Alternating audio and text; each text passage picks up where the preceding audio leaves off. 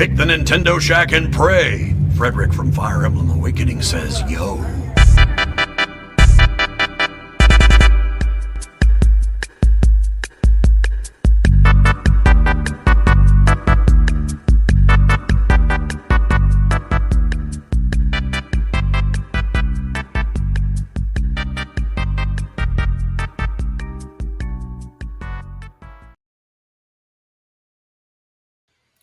Greetings, Koopalings! Welcome to this week's episode of the Nintendo Shack podcast. We have a little bit of a slow news week this week, but I don't know about you, Garrett, but my actual week has been super long, super busy, super hectic, super crazy. So I'm very excited to just kind of unwind tonight, talking about the news that we do have, talking about the game that I have been playing for the past week and wrapped up recently and did a review on that I'm very excited about. And to answer a lot of our listener questions. You guys submitted some awesome questions this week. I was going through them and thank you. They always kill it. Always kill it. I know I always say that, but they always come through. Mm-hmm. Definitely, like in like the last few hours, we like posted out like midday today, and then it's just question after question after question, and they're good questions. I want to not answer even generic questions either. You guys come up with like brand new questions every time, and like they make us think. So we will get to those at the end of the show, as always. Garrett, what have you been up to this week? Well, you know, I had the audacity, the boldness to have a Zelda hot take right before the show, and I think I kind of did a mini explosion. Did you make some enemies? I made some frenemies, I think. Let's see. Share with us your Zelda hot take, and I'll share with you mine. Okay, sounds good. So we retweet this tweet saying we're canceling each other over our hottest Zelda take. Post your hottest Zelda take, and my one take is the Zelda series. It's just okay. And that's it. Oof, and just we'll okay. See. Let's see if I stirred the pot a little bit, and I think I did. How dare you have a neutral opinion? Very chaotic neutral. That's how I am. Honestly, the definition of it. It's somehow a hot take for feeling very neutral. Very much so. So, what about you? What's your hottest takes of Zelda? I replied to this tweet as well. This tweet, by the way, was from HM Killa on Twitter. He wanted to know everyone's hottest Zelda take.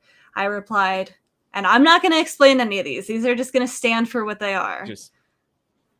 I said, Midna sucks and is unoriginal. Wind Waker's dungeons are some of the worst in the series. The 3-day time cycle in Majora's Mask is implemented really well. I miss the fairy companions like Navi and Tattle. They were great. And finally, Zelda and Link should not be together romantically in most games. Interesting. So those are my my Zelda hot takes that are getting I'm not going to reply or argue or anything. I'm just going to leave that be. Just going to leave it as it is. See what other people think of it. Awesome. What have you been up to this week? Have you been playing any games? Man, I'm diving back into SMT5, and it's so good. I'm about 35 hours in now. So I'm doing all the side stuff. I think I'm not even halfway. Maybe I'm close there. So I'm a good chunk of the way through. I don't know what happened to me, but I'm back in the groove with Shin Megami Tensei. I'm really liking the grind. I'm really liking the step-by-step, just going through the open world levels, completing side quests, encountering bosses and monsters. I'm stuck on a boss right now, but that's okay. What's up? Sounds normal. I was going to ask, what are the side quests like in that game?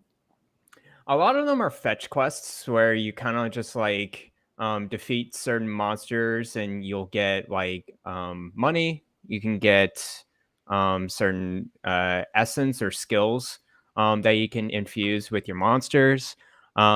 Some of the quests are actually thought-provoking where they have a little storyline to it, and it deals with the kind of the complications or conflicts between morality.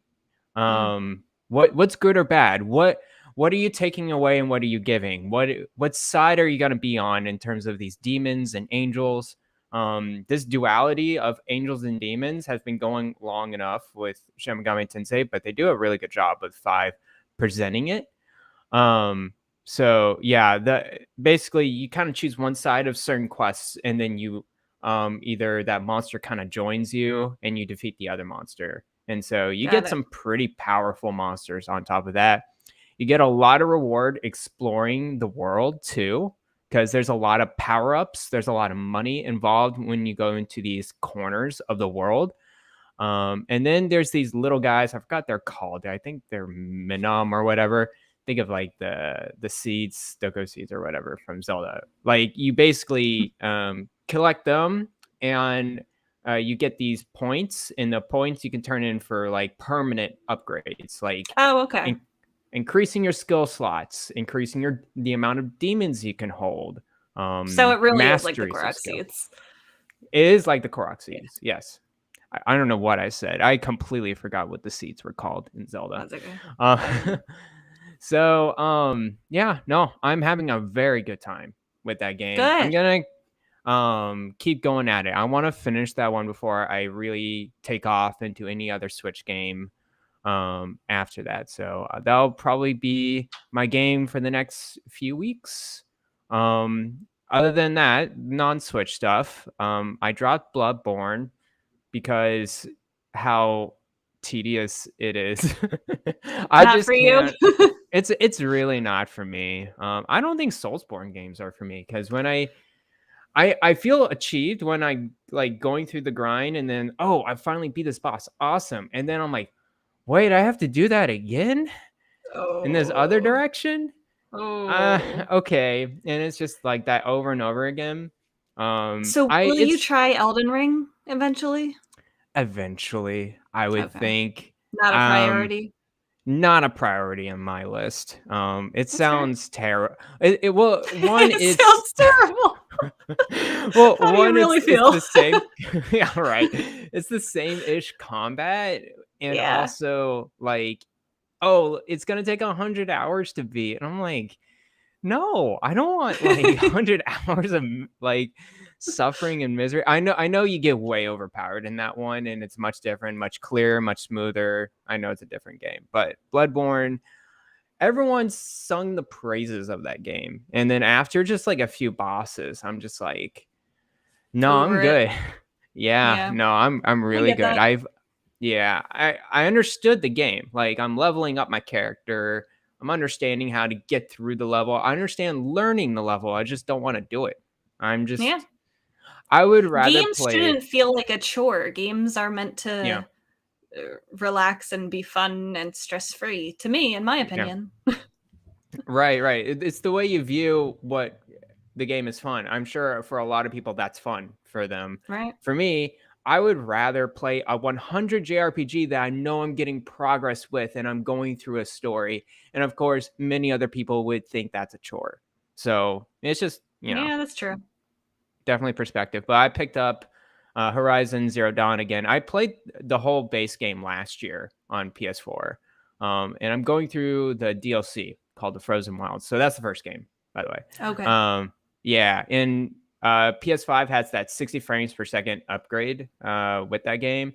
It looks so nice. It looks so clear. I bet. That game's pretty just to begin with. It's a very pretty game, yeah. And it's I feel like I'm, even though I'm experienced character, I'm like, oh, it's been a while since I played this. I wonder if I can just pick it up, and I definitely do, and it feels so nice. It feels so good. So I'm having Do you a plan really, to go to really Forbidden good time. West after that? Eventually, I don't like, I could be patient with that one.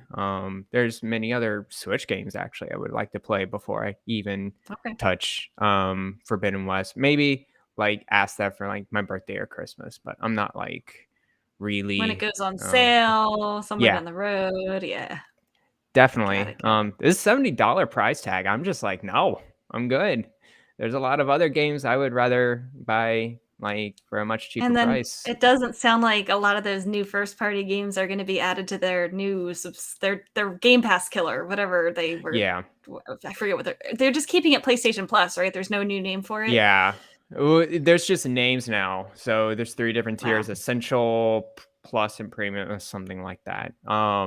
Yeah, they're not intending to put their first party games day and date on their tier, which they said that from the beginning. So I'm not surprised. Fair enough. At all. But yeah, that's what I've been up to with gaming. I'm getting back into the groove of it. Good. So I'm really enjoying it. How about yourself? How is your one game that you I went feel like through? I've been getting back into the groove too. I don't know if maybe it was this game or what, but I teased last Mhm. week that I was wait, no, I think I shared last week, right? That I was playing Chrono Cross. I don't think I even teased it. I think I just said that I was playing Chrono You Cross literally said for it. review. Okay, I couldn't remember if I had said it or not. But yes, Yeah. I spent my whole weekend and then some with Chrono Cross, playing it for review. The review did come out. It came out on Tuesday. The game is out today. So if you have any Mhm. interest in this game, listen up because I'm going to talk about it. I won't say any spoilers, obviously, but a little bit of my history with this. I played Chrono Trigger for the first time a few years ago, and I Mhm. really loved it. And then last year, I started Chrono Cross, and I got.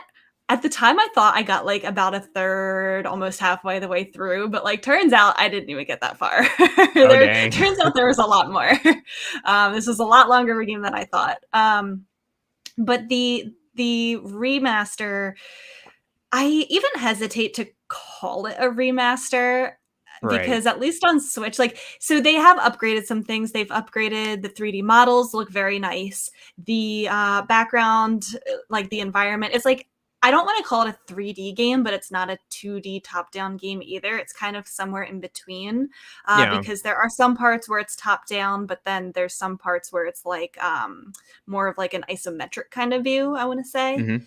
Mhm. So it's like somewhere in that in between. Upscaled is maybe a good way. It's like not even upscaled though. It's like the 3D models are totally new. The background has Okay. it's kind of like not blurred, but it's like refined, I guess, to look less pixelated and like just look more vibrant and like smoothed out, I guess. Cool. And then the like the text is updated, so it's not like a pixel font anymore. It looks nicer. Like if you look at it side by side, it looks a Mhm. lot nicer noticeably. But I don't know if I would call it like a remaster. Like they didn't build it from the ground up. The cutscenes, Mhm. I don't know if it was just a matter of playing it on Switch or not, but like the cutscenes just look so fuzzy. Those Oh part are that's no. not impressive at all. But the other things that they added to this remaster are very nice. Like they added the thing that I used the most was this like 2 times the speed kind of mode Mhm. where you can push a button and everything except for like the cutscenes and dialogue and things like that go at double the speed. So like when you're walking or running, it makes you go a lot faster. When you're attacking, it lets you go a lot faster. And for Mhm. anyone who's played that game, the like base speed for it is pretty slow. Like when you're attacking, it takes a good couple seconds to attack, and like it Oh could wow. really draw out the game a lot. So I played it a lot in that like 2 times the speed mode for like the battles mostly, and like when I'm running around to like a place that I want to go to, like that I know that I want to get there really quickly. I had that on. So that was a really helpful feature. They added things like auto battle, which I didn't really use Mhm. that. But it's nice, like if you want to grind, you don't really need to grind too much in the game though. As for like the game itself, I loved it. Oh my Oh gosh, I nice. had so much fun with it. I knew I would, but like I don't know, I feel like everybody compares it to Chrono Trigger and they're like, well, it's so different than Chrono Trigger. It's not as good as Chrono Trigger. It's definitely Mhm. different. It has a totally different combat and like battle style. Mhm. And it's a little bit hard to explain, but I'll kind of do my best to explain it. I've never heard of a game that does anything like this before, where your Okay. physical attacks are kind of based on it's like a stamina where you have Mhm. so much stamina to use your physical attacks, and you can choose either a weak attack, a regular attack, or a strong attack, and it gives you percentages of like how likely it is to hit. And Mhm. if you wanted, you can do more weak attacks or fewer strong attacks, like if that makes sense. I So like see. Okay. the stronger attack, you have less of a chance of it hitting, like it might be like 75% chance of hitting or something like that. um, and it would take up more stamina to use, but if it hits, Mhm. it's going to be stronger. Or you could have like a 95% chance of hitting, like a one chance, and you can mix and match them around. You don't need to go like all week. You could do like, they say like start with, a weak one, then do like a medium one, and then like you Mhm. could do like, a stronger or medium one, depending on how much stamina. And then they have like an element system, which is your magic. And so basically by using the physical attacks, you're powering up the ability to use the elements. So you have to use a couple physical attacks to like charge up your magic or your elements. And then you have like a whole array of elements that you can choose from, and as your character levels up, you can put more like it's kind of like I'm trying to think of like even what is comparable to it. In Chrono Trigger, you know how like you had different texts that you could learn, and you got more, like you unlocked more text as you leveled up. It's kind of like that, but these elements are like items that you can find or buy, and then you can like assign them to your slots. So you unlock more slots, and you can assign, whatever elements or magic that you want that character to use. If that sounds confusing, I promise it's not. They teach you how to do it in like the coolest way possible, because instead of like having a tutorial that just like teaches you how to fight, there are these two characters named Salt and Pepper, like salt and pepper, who are kind of like they're very humorous. It's kind of like the like they're like the butt of the joke kind of characters, where they keep making all these mistakes when they're battling, and it's like supposed to teach you how to do it, where it's like, oh no, like you didn't bring a black element with you, like you should have brought that, because that would have been stronger against your the character that you're playing as. And that's supposed to teach you about that. But it's very good. I would even dare to say that I like the combat better than Chrono Trigger. Does it feel like an evolution of the combat, or is it just different? It's just different. Yeah. It's different. Yeah. It's definitely different. But there's so many characters. If you've been following this game, there's over 40 characters that you can recruit in the game. That's a lot. There is a lot. And it's like, there's differences. Like if you recruit some characters, it might lock you out of others. Or like if you make certain decisions, you might not be able to recruit certain characters. So it definitely opens up to like future playthroughs, because right off the bat, like the first recruit that you make locks you out of somebody else. So like you can decide whether to like bring a character with you or not. And if you do, you can't get another big character. And if you don't, then you get the other character. So like right off the bat, you're making these decisions. And I definitely want to go through and play it again in New Game Plus. To recruit different characters, get a different ending, things like that. There's also like 12 different endings. And I don't know, just like Chrono Trigger. Most of them. Yeah, just like Chrono Trigger. I don't really know any of them. So I'm going to play it again in New Game Plus. It's a longish game. I think when I looked it up on how long to beat, it's like about 40 hours, but it didn't take me that long to beat it for this one. I think it's because I used the speed up. Yeah, cool. I think that saved a lot of unnecessary time. It sounds like the combat's interesting. It reminds me of this other 3DS game I played. I just forgot the name. Went to Switch. I don't know. I'm blanking on the name, but that's okay. Sounds really cool. It sounds like you have to balance the pacing a lot there. I'm very much looking forward to playing Chrono Cross probably right after Shin Megami Tensei 5. Awesome. You will like it. I also haven't really like dived into the Radical Dreamers yet. I booted it up and tried it out a little bit for my review purposes, but I haven't finished that or like played very much of it yet. I think I'm going to do that before I do the New Game Plus for Chrono Cross. It's the 1990, I want to say, one game that released it can't be 91. 90. It was somewhere between Chrono Trigger and Chrono Trigger came out, it must have been 96 or something. Yeah, because it came out between Chrono Trigger and Chrono Cross, and it's like a text-based adventure, I guess, kind of like a visual novel type thing that kind of connects the two stories. So I'm very excited for that.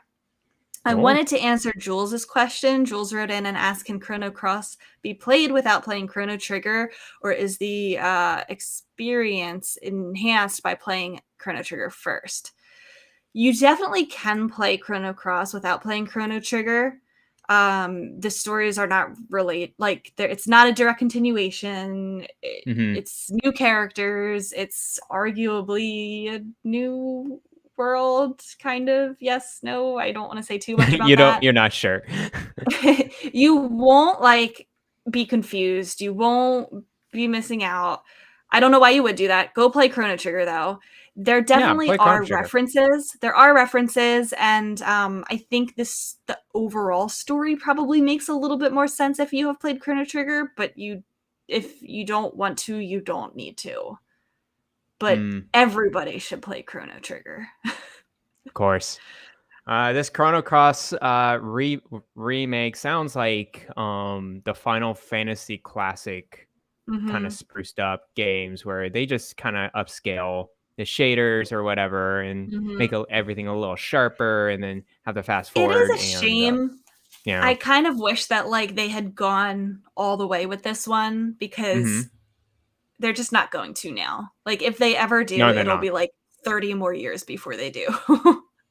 Right. I'm sure they just pick and choose their battles with these games, and they're like, okay, this game is not as important as Chrono Trigger in terms of just like sales or whatever. So it's like, okay, we'll just put like this low medium effort like we've done with our Final Fantasy games. It's good to have it out. I'm just glad it's out on modern consoles where people can buy it. Me too. And able to get the even achievement and trophy support is pretty big for people. So I'm glad there's another game, a classic game from Square Enix back in the, I definitely catalog. agree with that because when I was searching for a way to, I knew I wanted to play it and I was searching for a way to play it, and it's only ever been released on the PlayStation 1. It had a digital release on PlayStation 3 or something. I don't have any of those consoles. No modern way to play it. So I ended up putting it on my Metroid Pocket, which is not an ideal way to play a PlayStation game. It worked, but Switch is definitely better. I'm glad that, that they have this available. And then the Radical Dreamers has never been re-released. It was only available in Japan on a peripheral. So yeah, I'm very glad to have this opportunity to finally play it. Yeah. So, and $20, $20 $20. Yeah, can't beat it. Yeah. Which I would have been kind of annoyed if they charged more than that for the efforts that they put into it. Right. But yeah, $20, you really can't go wrong. And I'm sure it'll go on sale quite a bit. Yeah. Yeah. There are like jaw-dropping moments. There are some like really deep moral issues that it goes into at some points. Oh wow. Like some heartbreaking moments. Yeah. If you like good stories, it's a good story. It's a good one. Cool. But yeah, that is all I've been playing. I don't think I'll move on to anything else until I play Radical Dreamers, and then I think I'll play New Game Plus. Maybe I'll play a little bit on stream. I don't think I'll like be solely playing that. I think I'll be playing some other stuff on top of that. Cool. That sounds good. Yeah. And then we got Nintendo Switch Sports around the corner. I don't know if we have a question. That's going to be out before we know it. Yeah. We'll get into that. We'll get into that a little bit later. As for the news, it is a little bit of a slow news week this week, but some stuff did happen. Nobody Saves the World is coming to the Nintendo Switch next week on April 14th. Garrett, you been playing this on Xbox? Yeah. It's out on Game Pass, so I've been playing it. I'm about an hour and a half in. It's super fun. What is this game? It's made by Dreambox Studios. They're the people that made Guacamelee, Severed. I forgot the other big game that they also made recently. But it is a 2D, I would say, like top-down action like game type of deal. It's like dungeon crawling. There's a bunch of mini dungeons all around. Basically, the novelty behind this though is super cool. So you're this like just random. Have you seen the cover of this game? What the character looks like? It's like a white like character blob ghost thing. I don't know. It's like a blank slate. Yeah. He finds a magical. Yeah, he finds a magical wand, And with that wand, he's able to change forms to different things, like a mouse, a horse, a knight, so on and so forth. And so as you go through this game, you are unlocking those different forms, and basically they have different skills, they have different like sizes, so some can go through like cracked spaces versus others. Some of them are tanks, some of them are just wacky weird things.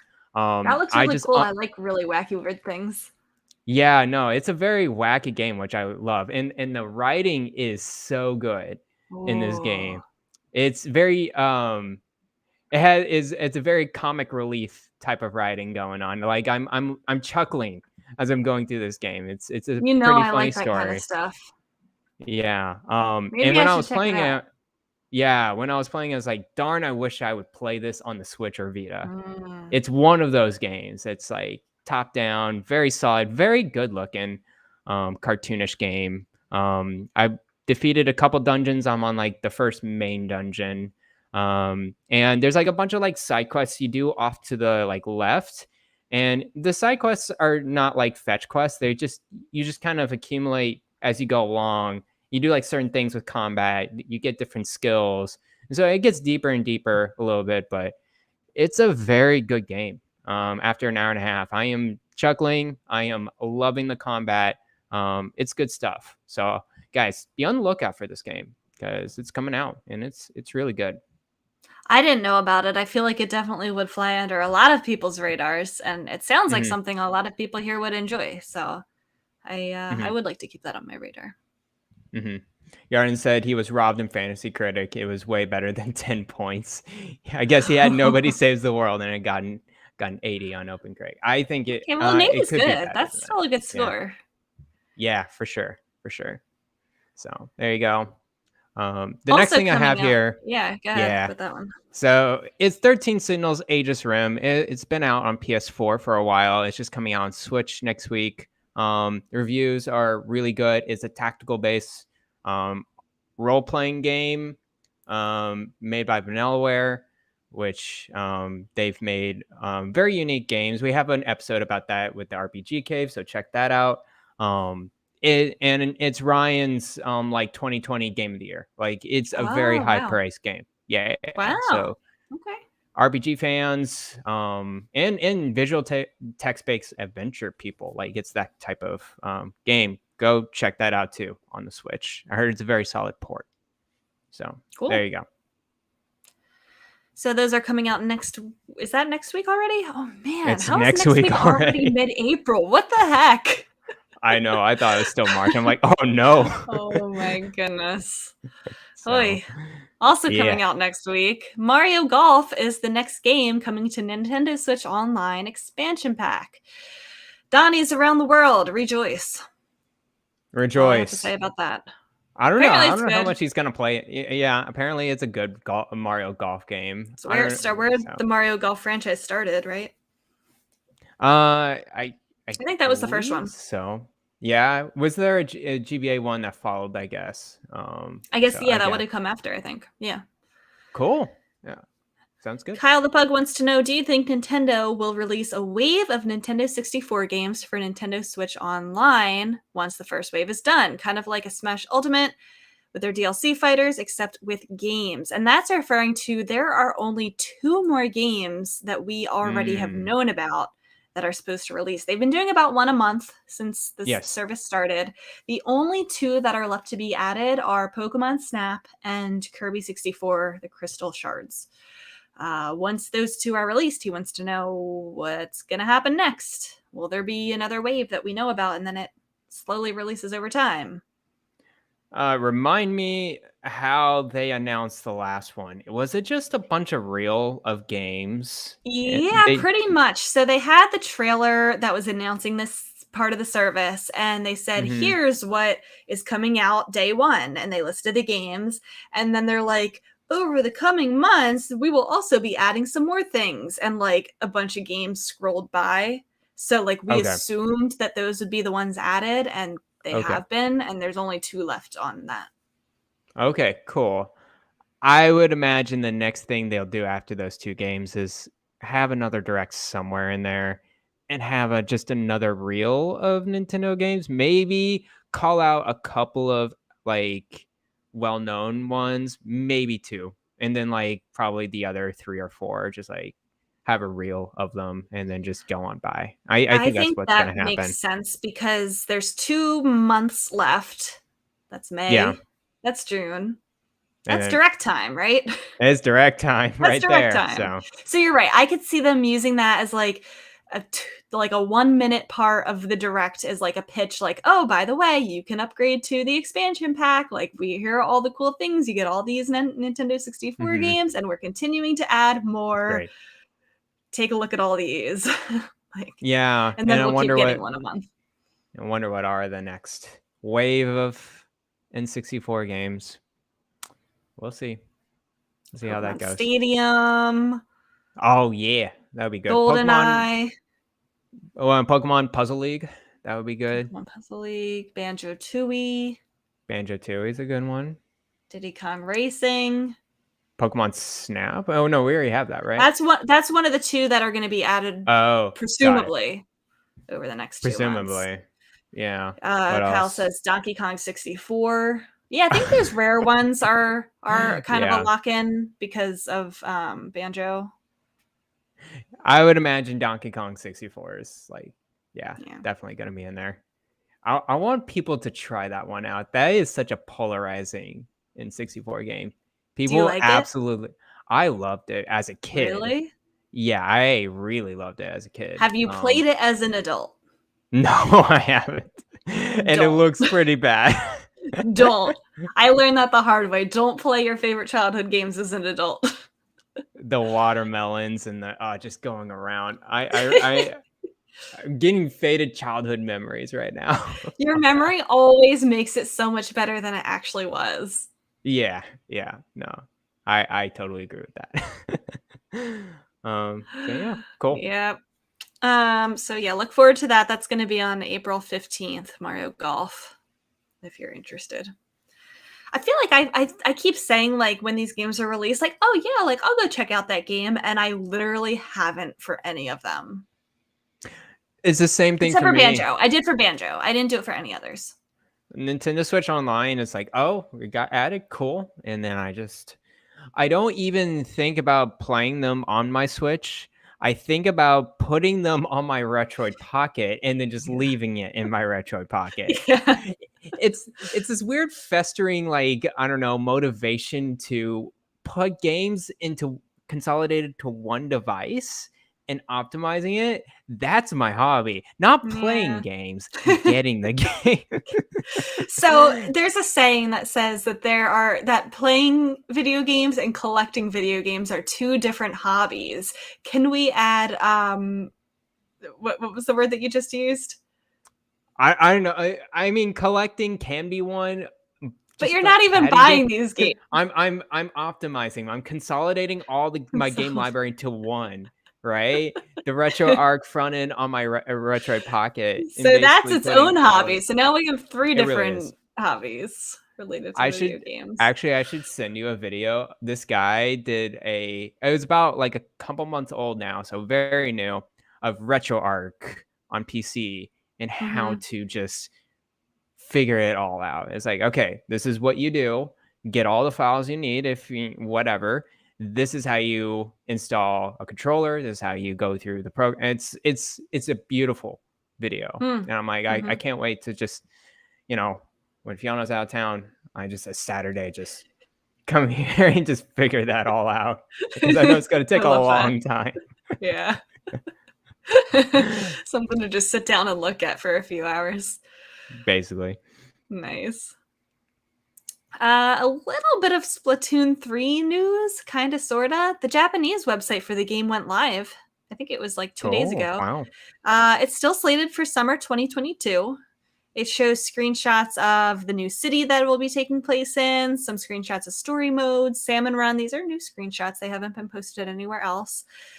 We didn't get an English site yet, but Nintendo of America did post a series of tweets explaining the concept of Splatoon in general, just to prepare newcomers, explaining what are Inklings, what are turf battles, what the heck is this all about? So they're kind of priming people. Remember we said that they kind of focus on one game at a time lately. So I think they're kind of priming people for, some more Splatoon info to be coming at a later date.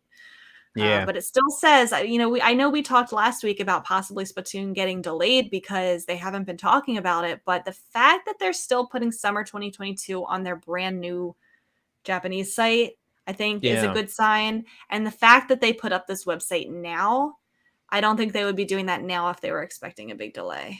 No, I totally agree with you. Splatoon 3, I can really see it being an late August game. I'm very much looking forward to Splatoon 3. I know Me Fiona too. very excited too. Yeah. It's interesting that they have this. Do they have any announcement of this website, or is it just like they might like have slid announced under it the radar? on The Japanese Twitter. Japanese. Yeah. Yeah. And Splatoon's big over there too. Oh, it's big. Yeah, it's very big. Very competitive. Yeah. Cool. I'm getting hungry for new information on that game. I was like really looking closely at all of the screenshots. Like it looks pretty good. I just want them to start talking about it more. When do you think could be like explaining it this month? Do you think a Splatoon Direct? We're owed for that. Are we due for a Splatoon Direct? I think we'll get a test fire in May, June at the latest, but probably like end of May-ish, kind of maybe. I don't know. I think they're gonna, I think Kirby is starting to get quiet now. They're not really talking about Kirby so much anymore. I think they're gonna lean into Switch Sports, get that out of the way. Maybe we get the what did I just call it? A test fire, right before they start pushing for Strikers, which I think releases at the end of May, right? Yeah, somewhere around there. Yeah. Mario Strikers. I keep forgetting that exists too. Well, the jam-packed summer there. Cool. Shortly before we went live tonight, Nintendo of America tweeted that Metroid Dread's Boss Rush mode is now live. This was something they announced at the previous Direct, where the I forget what mode, the Dread mode. I think they called it Dread mode, right? That was released right then and there. And then they said that the Boss Rush mode would be coming in April. It is live now. Here's the quote for it. Fight Samus's most formidable foes one after another and go for the best time possible. The mode is available once you've completed the game. So you have to beat the game to access this Boss Rush mode, and it sounds like it's like a time trial type of thing. Cool. Yeah, that sounds good. We'll try this. This was something that I wanted in the base game, and it's free.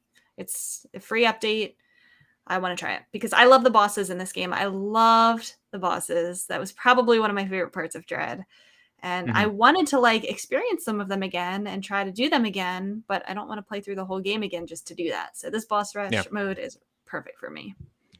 I might try it out. I haven't done a Boss Rush mode in any game for I can't remember the last time I did that. So it seems pretty cool. I did like the bosses as well in that game, and just going through and learning all the moves for every boss and figuring it out. It'd be cool to perfect that in a Boss Rush mode, much more compact.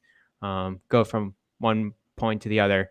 Also, Donnie, get good, beat the game, so you can have this Boss Rush mode. He didn't beat it?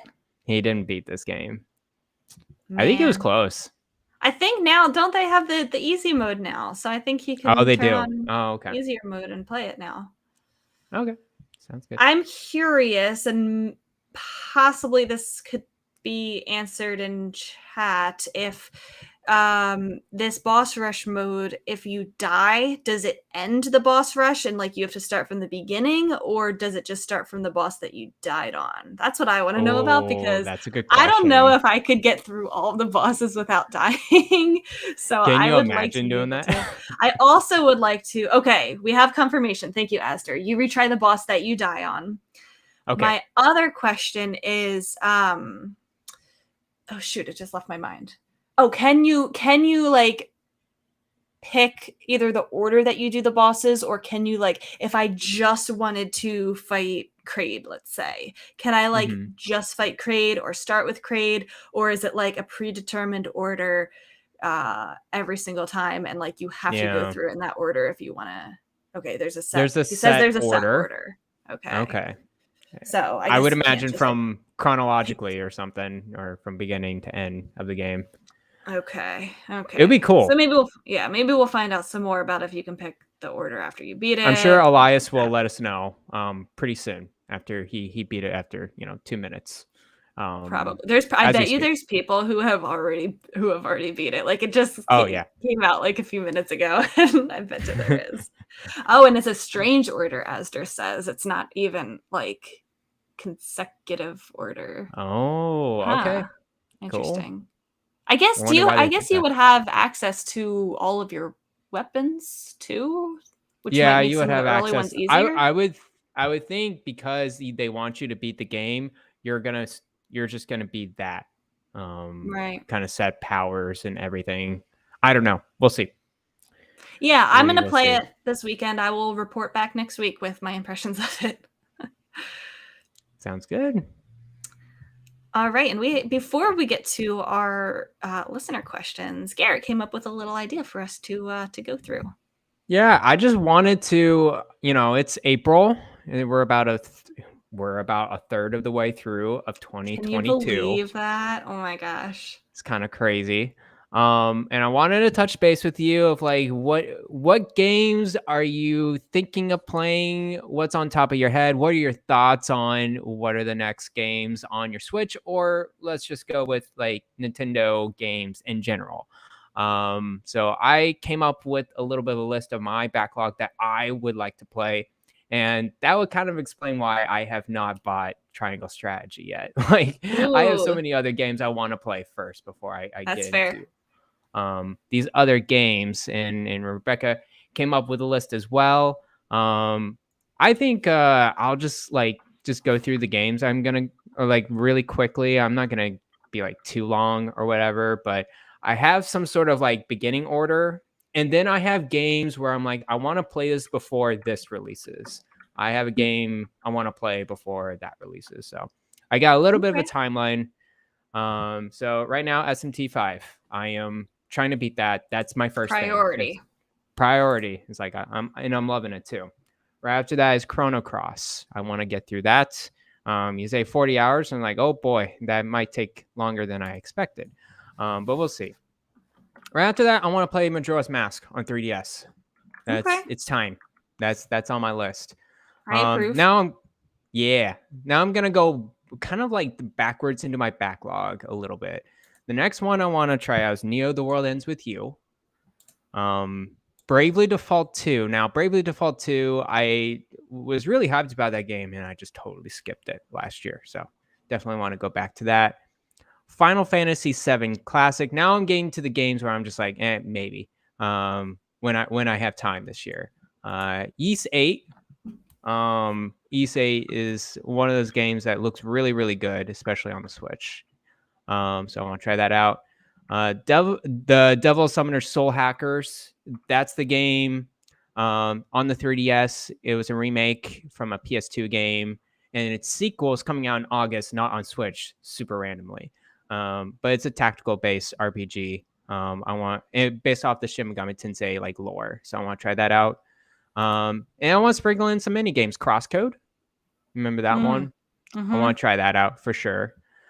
And then timeline-wise, starting in July, I want to get back into Xenoblade Chronicles 2 because I want to finish that before Xenoblade Chronicles 3 comes out in September. So I know that one's going to take a long time. I'm about 20 hours into that game. And I think what I'm going to do is just do like a catch-up YouTube thing. It's like, I don't want to restart this game, so let me catch up some YouTube. That's a good idea. There and just go straight into it. I've done that before, Yeah. Then Xenoblade Chronicles 3. And then these last few games, like if I have time, I definitely would like to play these. Trials of Mana, Tokyo Mirage Sessions, and Bug Fables. And that's my list. I'm not saying I'm going to beat all these games this year, but those are the games that are on top of my head. Like stuff that you would pick up when there's a chance to. Yeah, for sure. So that is my list. I don't know how many games is that. It was like 15 games. So definitely Remember not. we had grand plans to play Golden Sun this summer? Oh my God, Ryan just said that. But Garrett, where's Golden Sun? Don't worry, Ryan. I have it sitting in my retro pocket where it should be. We gotta do that. Hey, just let me know. Okay. Like, But my it list could be is a not dream. any shorter than yours, and mine does not include Golden Sun either. Can we do like June or something? Like May or June? Yeah. Okay. When I'm off from school would be great. Okay. Yeah. That sounds good. But like you have all these things to play, and I have all these things to play. We'll just have to set a date. It's like, all right, guys, we're gonna do Golden Sun book club together. The audience can be joining in. I think it'll be just a cool little thing to do. I think it would be. Yeah, especially though just the first two on Game Boy Advance. It would be cool to just discuss and see where our pacing is. Yeah, we should fit that in there somewhere. Yeah. We'll see. I organized mine into a few different categories. I did a little bit differently than you did. Not like prioritizing what I'm going to play next, but more of just like, let me start with games that are not out yet that I plan to definitely buy the day they release. The ones that we know are coming out this year or like are supposed to come out this year. Live Alive. Oh, I still don't know how to pronounce that. That game too. I think that comes out in July. God. I don't know. That could be on the back burner after reading my list, but keep on going. Splatoon 3.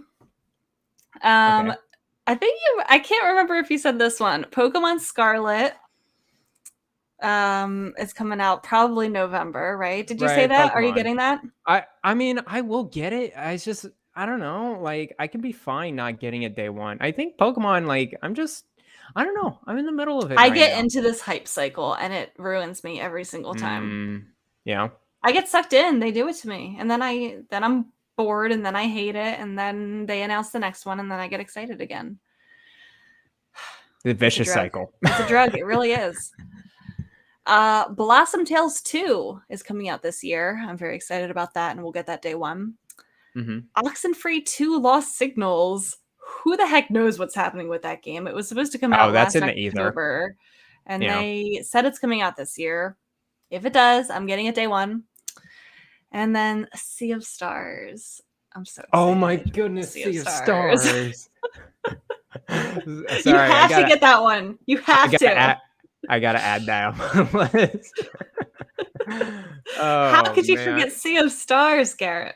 I was thinking my backlog, and when you were mentioning Live Alive and Sea of Stars, future games, yeah. Oh my goodness! So those are definite day one purchases. The ones that like I'll probably get, but I'm not like absolutely clamoring for, are Switch Sports.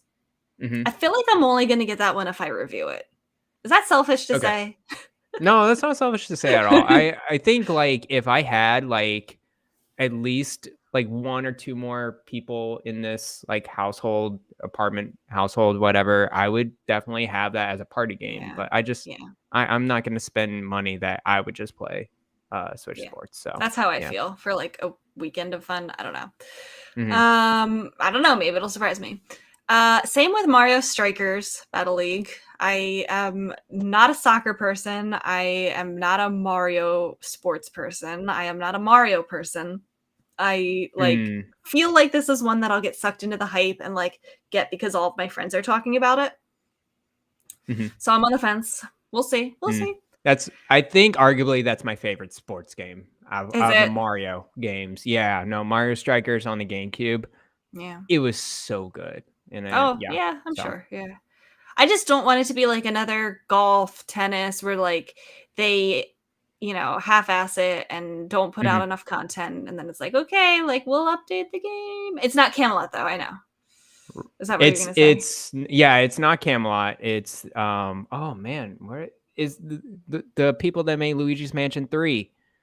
Oh my goodness, I am blanking on the name. I'm Why am blanking I too. blanking? Oh my gosh, Luigi's, because they made they made the original Mario Strikers as well. Next Next Level level, Games. Joel says. Yeah. Yeah, they're making it. So I have promise. Like, this is gonna be a good one. Okay. I can't wait. Okay.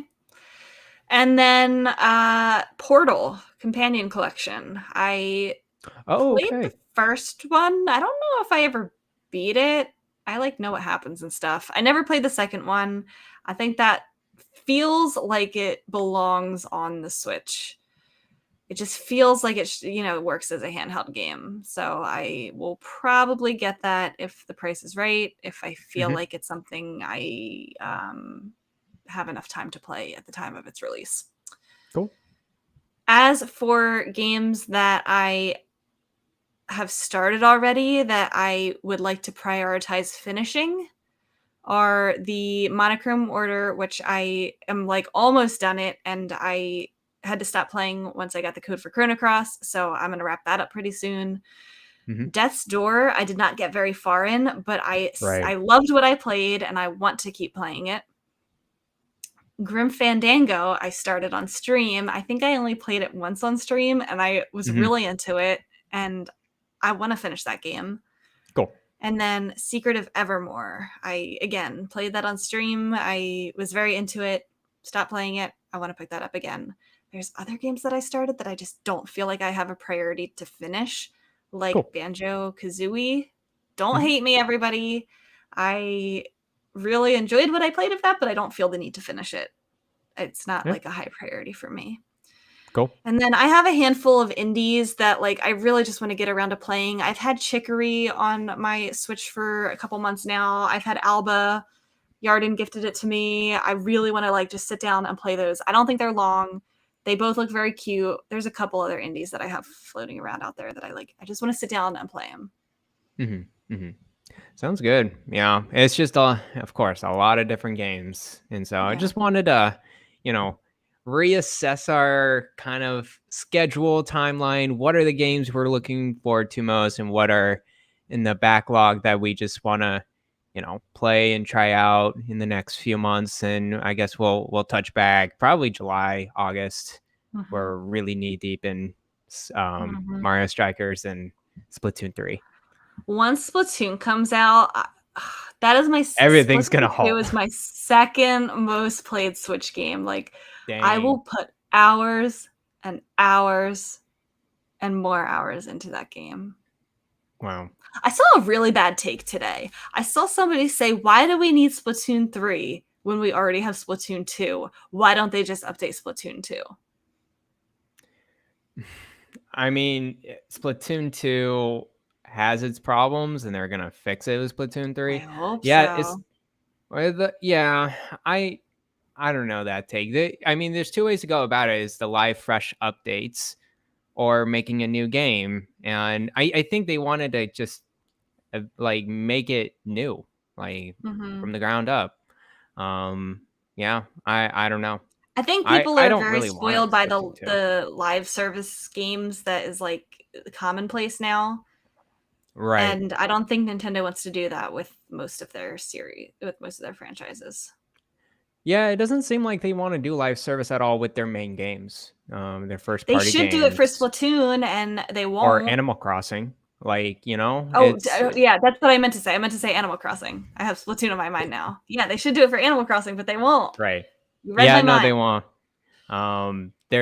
I guess they definitely just want to keep it as a cycle, and I don't know. It's just revenue between a live, fresh updates, or a live, or revenue coming from fresh sales from a new Yeah. game. And Nintendo's in that unique situation where they get a lot of sales from those games. And so Mhm. why live update one game where they can just Yeah. re-implement? And I'm not saying Splatoon 3 is going to be a carbon copy of Splatoon 2.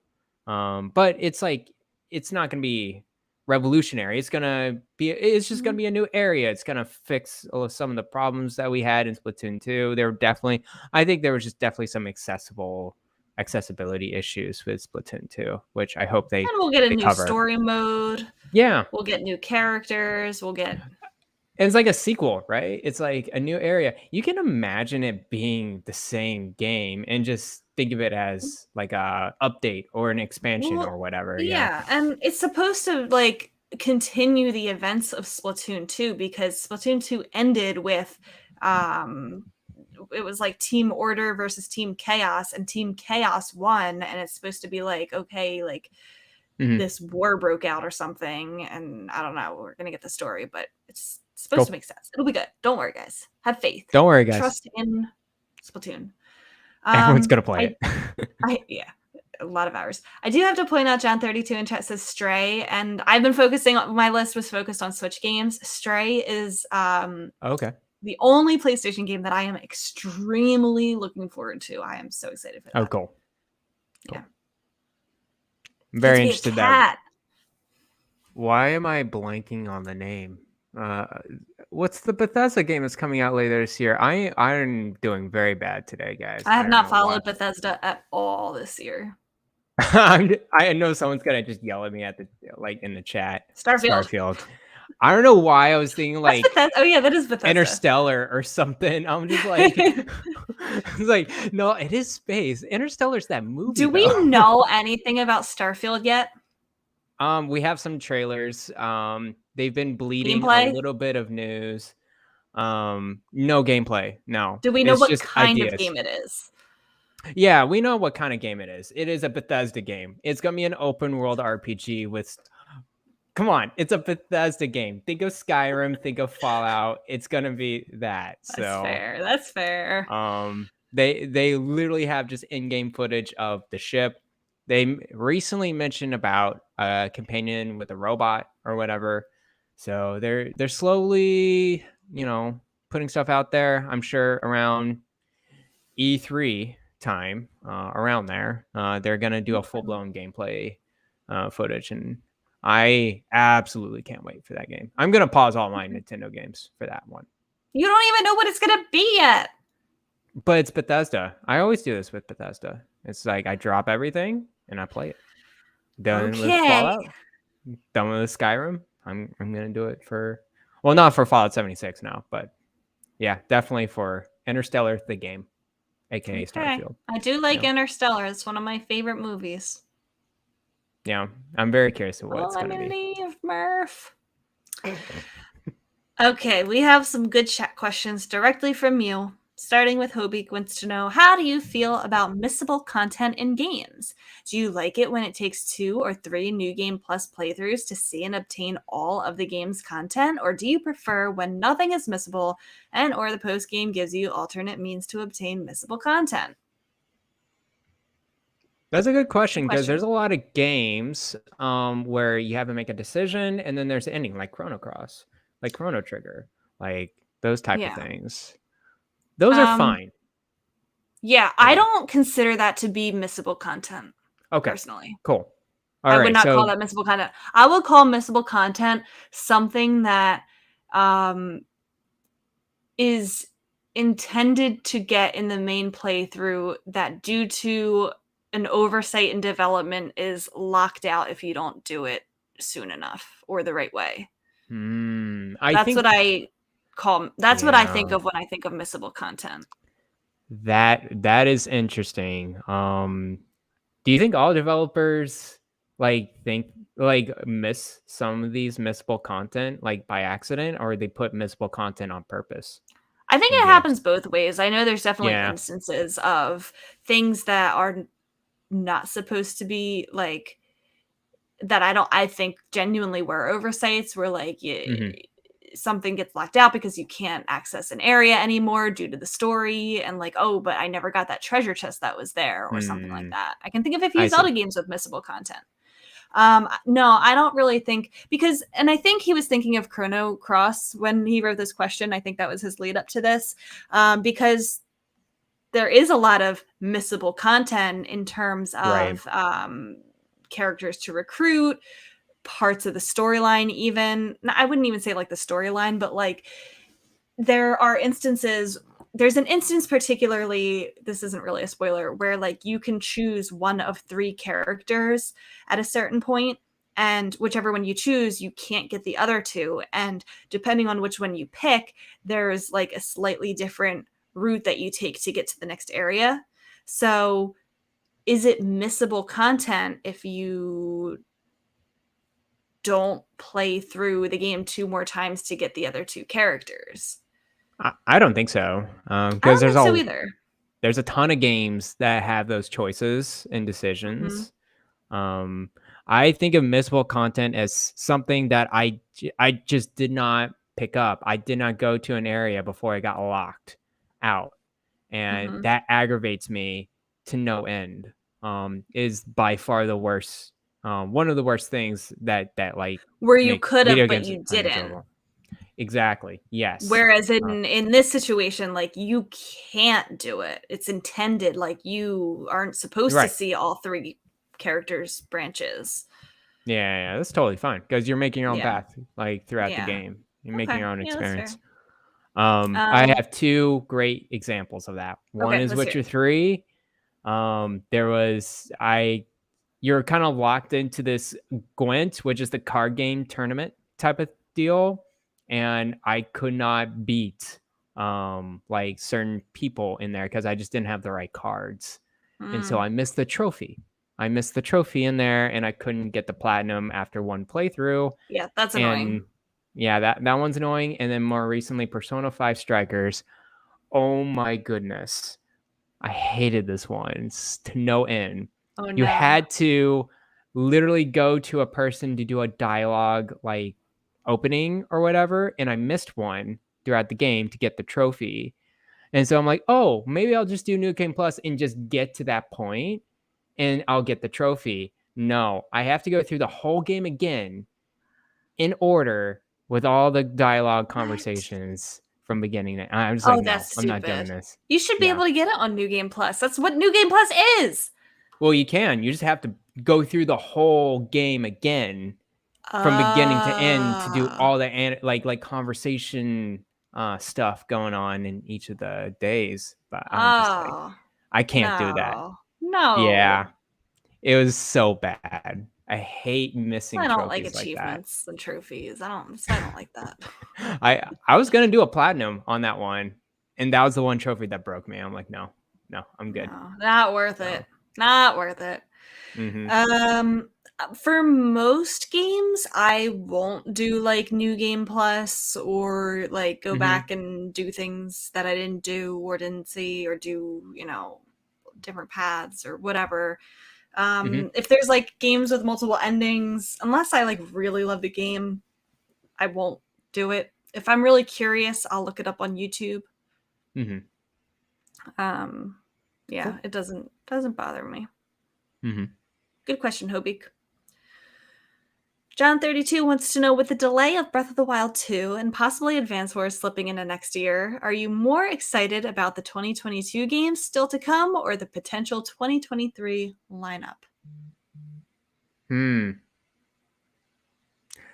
Yeah, good question. What I'm other than Breath of the Wild 2, maybe Advance Wars. I still think next year is a little wobbly. What other games? What other Nintendo games do we have really for next year, maybe? 2023? Yeah.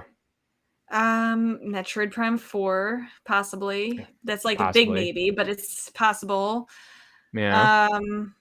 I don't know. I think he's leaving that open to like, well, what else could there be? Yeah, what's the potential? I don't know. No Breath of the Wild for 2022 does hurt. I will say. Yeah, it does. Yeah. Personally, me. Mm-hmm. Yeah, I don't think there is anything else that's like supposed to be 2023 unless like Bayonetta gets delayed. That could be possible. I don't know. Platinum Games hasn't been doing too hot recently, but no, I We're just due for a Fire Emblem. That's supposed to be really announced this year and released still. Like that could be a heavy hitter. Could be in the fall. Or Donkey Kong. A new Donkey Kong game could be this year, could be next year. Yeah, I'm Some not kind of too new sure. Mario. There's always new Mario content. Are we due for a new 3D Mario? Most Yeah. likely. Yeah. Yeah. Well, about we got Zelda Breath of the Wild 2 next year. When's a new 2D Zelda game? Like, it would be nice to have one. I would Uh, love a new 2D Zelda game. yeah, I told you not last not a week I would remake. rather take that over Wind Waker or Twilight Princess. Right. I would be down for that too, actually. Yeah. Other than that, I think I'm still more excited for this year, especially with Xenoblade Chronicles 3, Bayonetta 3. We got Splatoon 3. We got Mario Strikers. Yeah, I'm pretty down There is with enough to keep me busy yeah. this year. It does hurt to not have Zelda, but like it didn't come out of nowhere. I feel like I was able to convince myself enough that it wasn't definitely coming in 2022, that it didn't hurt me that badly. Mhm. Um, so yeah, I mean, yeah, I'll Cool. I'll spend all my hours with Splatoon this year, and then all my hours with Breath of the Wild next year, and then we'll be good. Yeah, you're pretty much good from there. We'll be good. Delvin wants to know a little bit of a deep question, but what kind of impact do you think video games had on your life, both as a child and today? Delvin just going straight there. Mm-hmm. Straight to the heart of it and ripping it out. Thanks, Mm-hmm. Delvin. I mean, yeah, video games had a huge impact on my life. I think everyone kind of feels the same way where it's like, I think interaction with other people, I think couch co-op, I think of those kind of memories as a child. Um, and then just big, bold moments when beating certain games. Um, I don't know. It's more, the impact is more on, I think, the social aspect, being with friends, sleepovers, birthday parties. You always have a video game with you and like playing Mario Kart, playing Pokemon, talking about it, talking about other games. Um, I think it's just, yeah, it was definitely more of a social aspect for me, which, it could be counterintuitive. You can have someone be more isolated when you play video games. But yeah, that's what I'm thinking. What about you, Rebecca? What do you think of? I was very open about my love for video games in elementary school, and then by the Mhm. time I got to like middle school and high school, I kind of kept it hidden more. I didn't really talk about it. I didn't really have friends who liked video games. Mhm. I didn't want to get made fun of, things like that. So I didn't talk about it as much at that time. So I did keep it to myself for a long time. Mm. And then by the time I got to college and I didn't care what people thought about me anymore, I made friends who liked video games, and it helped me connect with people in college a lot more than I did in high school. So I'm glad that I opened up about my interests and stuff. Mhm. But it's definitely had impact. Like I feel like I guess it's had more of an impact as an adult, just like with all of the cool things I've gotten to do related to video games as an adult. Yeah. But like that wouldn't have happened if I wasn't into them as a kid. So like it was impactful as a kid just because it like kind of put me on that track, if that makes sense. Yeah. No. I definitely agree with you. Like, doing this type of things like podcasting and even just being Mhm. in communities with other people that are into this hobby. I would Mhm. not do that without playing video games in the first place. And it really, I think I was on the same track. Like late high school, early college is really when I started like looking at IGN and looking at these Mhm. other type of video game podcasts and like, oh, video games is more than just the video game itself. It's about the business, it's about the Mhm. community, it's about everything else too. So it's very cool to, yeah, it made a huge impact. We are recording weekly Thursday Mhm. nights. Of Mhm. that's not a small amount of time. Yeah. That is, we are dedicating ourselves to, We take an doing hour and a this. half, yeah, to talk Yeah. about it every week, and there's all these people who listen to us talk about it. Like that's Yeah. so cool. Yeah. It's so cool. I get to write about video games and Mhm. get paid for it. Like imagine telling That's 10-year-old crazy. me that. Like she would freak out. 10-year-old Rebecca would freak out. because 10-year-old Rebecca wanted to be a writer when she grew up. So Yeah. good job, Rebecca. There you go. Yeah, I get to do so many cool things. Streaming, I feel like I've gained Yeah. so much confidence in like my speaking ability from streaming and from podcasting. I definitely have become more like social because of it. Like I can find people Yeah. who like it and very like-minded people. So yeah, video games are awesome. Good question, Delvin. Yeah. Thank you, Delvin. Tom wants to know, what is your favorite song or songs from Chrono Cross soundtrack? Okay, I haven't had enough time to digest this yet, but the soundtrack is so good. And like, okay, so a lot of people know wow. that the Chrono Trigger soundtrack is tied as my favorite soundtrack with Undertale's. Chrono Cross gives wow. it a run for its money. There are so many good Wow. tracks in it. I don't know if it's a recency bias, but a lot of these songs have been stuck in my head for the past week. Right off the top of my head, the one that like really stood out to me the most, that I felt myself humming throughout the whole week and weekend last week, was the song that plays on the SS Zelbus. Go look it up. Okay. SS Zelbus theme. It is such an earworm. So good. Nice. So good. Is it the same composer as the Chrono Trigger, or I don't know if you know. I would have to. I can look it up don't later.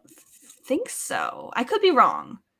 There are some tracks that like play off of some Chrono Trigger songs that you would recognize if you played Chrono Trigger. Snowman says it is. Yes, it is. It the is. same. Oh, okay. Yes. Yep. Okay. Yasunori Mitsuda. Okay. And he's doing Sea of Stars. Yes. Yeah. Oh my God, guys. This stream is a very pro Sea of Stars. Or this podcast is a very pro Sea of Stars. Sponsored by. podcast. No, I'm just kidding. Sponsored by. I wish. Sea of Stars, sponsor us. I can't wait for that one. Yes. He does Xenogears as well. I've never played Xenogears. Heard that's a good one from Ryan. Xenogears, the only thing I know about that game is that it has a Chrono Trigger reference in it, which makes sense if you did the soundtrack. Yeah. SS Selbus. Ghost Days 99 says, after playing the Chrono Cross remaster, would you consider playing the Secret of Mana remake? I own that, and I haven't opened it. I love Secret of Mana. I should open it and revisit that because I love Secret of Mana as well. Have you played Secret of Mana? I have not played the Mana series. I don't know. It's just every time I look at them, it's like, which game do I go to? And let me tell you, Ryan gave me a lecture. He gave me the full-on Mana 101 history. I need to listen. What did you do? Did you had an episode on that? Yeah, we had. I need to listen to that because I feel very lost and confused. The only one that I have played is Secret of Mana, and I loved it. So maybe I would like to play the remake or the other ones.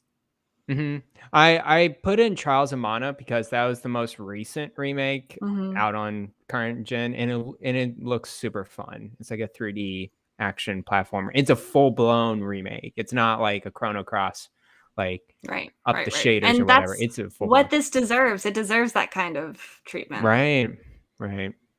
I don't know about Secret of Mana though. I'm sure go play it. Ghost Days 99. I'm sure it's a great game. I don't know if I would play.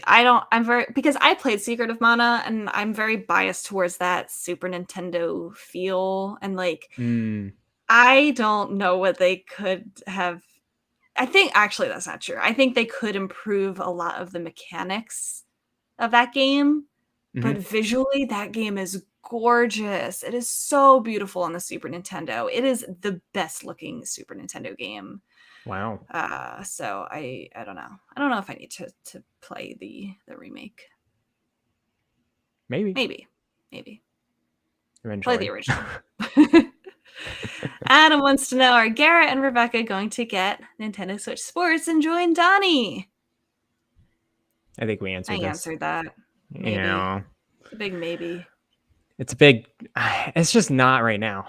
It's just, it's not in my head. And I'm sure the hype will be around there. Of course, Donnie's going to eat that hype with everyone else. I'm sure a lot of people have fun for those couple of weekends or month or whatever. And then Mario Strikers comes in, and then Splatoon 3 comes, and I'm sure it'll do fine as a party game, as a good party game for the Switch.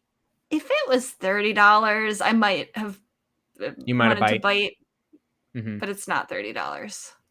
Nah, it's 40 or 40 digitally. 40 digitally, 50 with the little strap. With the I'm good. I'm really good. I definitely wouldn't get it physically. Yeah. So, G-Man says, how about a chill question for the week? You see the weather is either rainy or cloudy, which, by the way, it has been storming all day today, so this is very relevant. And you either have a game or a book to read. What do you do? I wish I read more books. And Me this is the too. exact question that just sprung up. I'm like, you know what?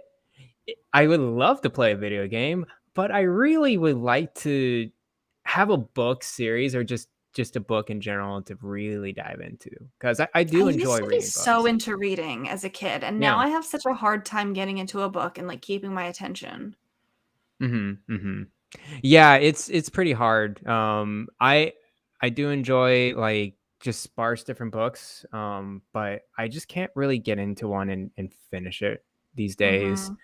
I often think about going back to the Harry Potter books because of the Harry Potter game coming out, and I just watched the movies.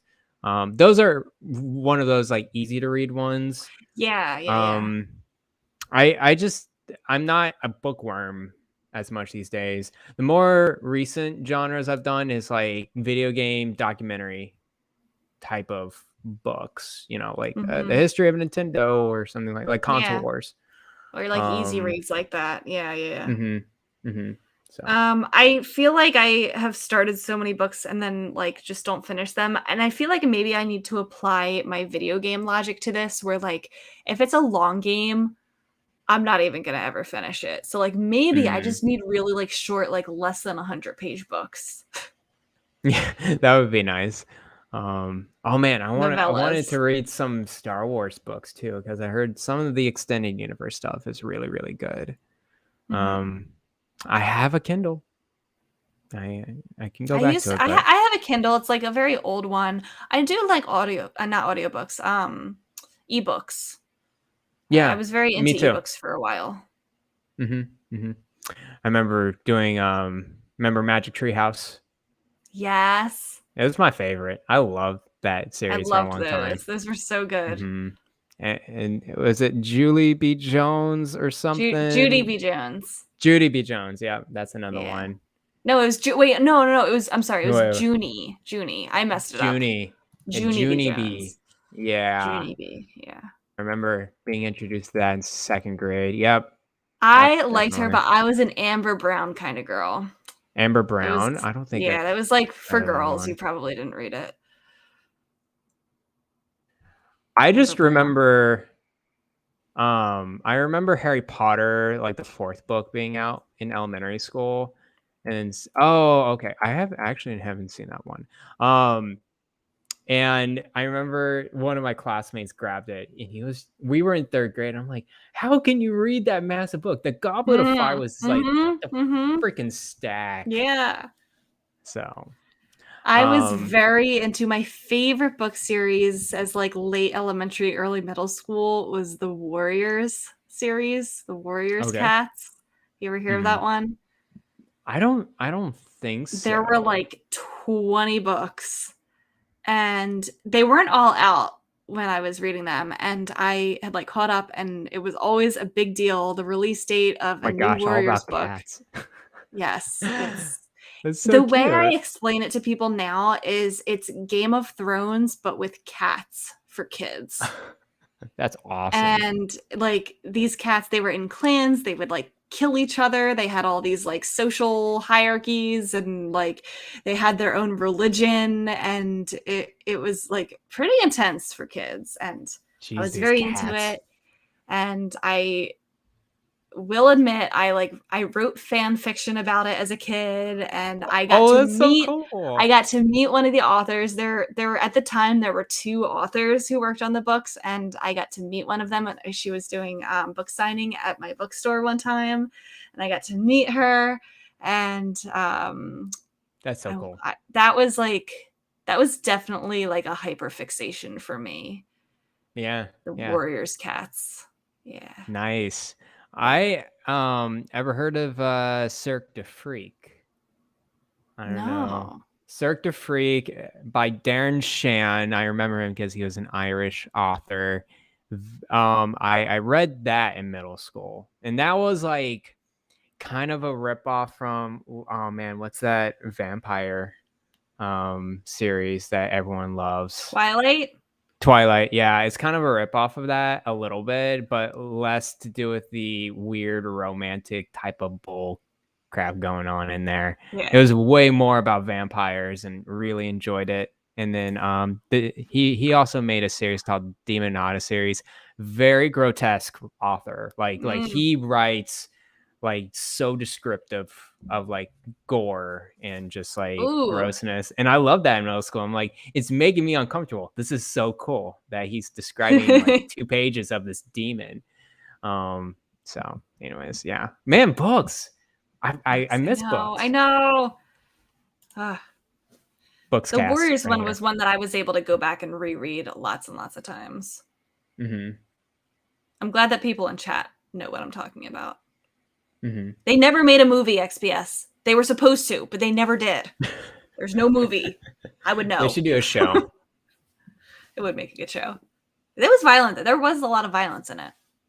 I don't know how they would be able to make it like. I just can't take it seriously PG. when I see just a cat face on top of the book cover, and you're saying there's religion, there's killing. It was like, but I swear to you, this was like, it was for kids, but like it was intense at times. Like they had like a dog pack come and like tear up the whole territory and like kill some cats and like disfigured one of their faces. There was like a wildfire that like broke out through the whole clan, and like there was a lot of death. There really was. There was murder. There was cat murder. There was like Romeo situations where like cats from opposing clans fell in love and like they had to have secret love. It was very intense. That sounds really cool. I'm intrigued. Actually, I might go into it. XPS was talking about your book, your vampire book. Oh, what is he mentioning? Oh, okay. Sorry. XPS is not the Blue Star series. No, it was Cirque du Freak. CIRQUE, the Freak, and it's it's so good. And then Demonata, I didn't finish that. That was a little too gross for me. Anyways, yes, books are cool. Video game, rainy weather. I do enjoy a good like top-down indie game on the Switch, or something calming, So yeah. Anyways, agreed. I like how that question spiraled into something. We just spin off to Book Shag right there. Good question, G-Man. A couple more. Adam wants to know, do you see the Zelda series as one timeline or multiple timelines by game series, giving us a Zelda multiverse with multiple Link and Zeldas? Adam, I don't care about the Zelda timeline at all. I know a lot of Zelda fans will like put their entire life into explaining it and understanding it. Entire career. Yes. I am not that person. I recognize the timeline. I do not abide by the timeline. I see The Legend of Zelda as a legend, and there are some direct sequels. I don't think there's a multiverse. I don't think the timeline is real.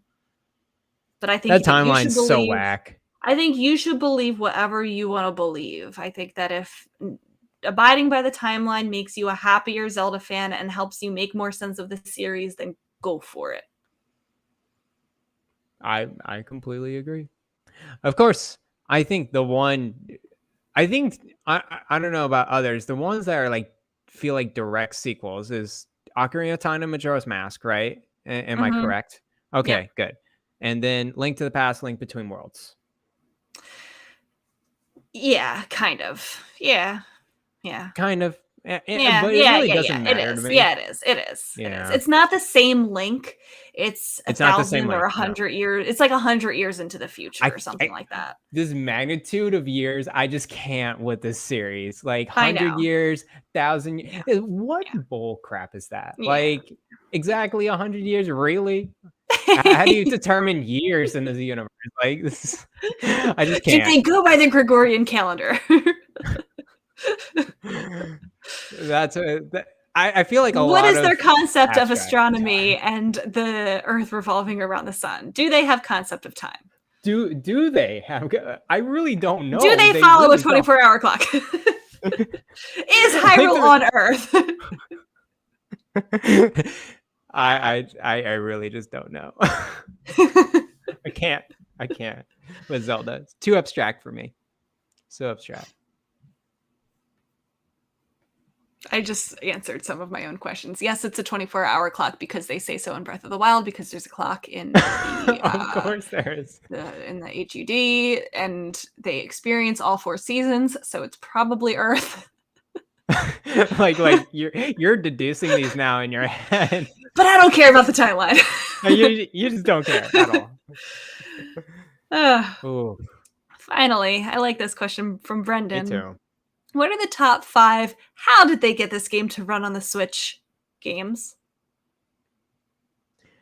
I came up with like 3 or 4 in my head, not 5. Okay. Let's hear 'em. It is definitely Doom Eternal. I thought of Doom Eternal too. Yeah, Doom Eternal and then Doom 2016 Doom. I can just bundle those two together. Okay. Just how well it runs. Like I'm absolutely floored. Witcher 3. That was the only other one I came up with too. Okay.